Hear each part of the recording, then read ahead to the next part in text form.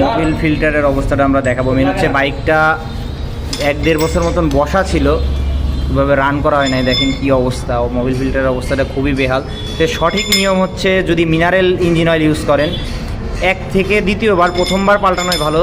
যদি প্রবলেম মনে হয় সেকেন্ড টাইম ইউজ করতে পারেন, এক কথায় 2000 কিলো রান করতে পারেন। এর পরবর্তীতে আর রিস্ক নেবেন না।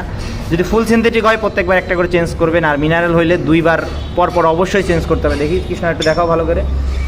ইঞ্জিন অয়েলের অবস্থাটাও খারাপ। মেন হচ্ছে এয়ার ফিল্টারে পানি ছিল, ইঞ্জিন অয়েল দেখতে পাচ্ছেন এখানে গাদ মতন হয়ে গেছে। তো বাইকের ক্লাস প্লেটটা আমরা দেখব, বাইকে সঠিক টান পাচ্ছে না, ইঞ্জিনটা ফ্রি হয়ে যাচ্ছে রানিংয়ে।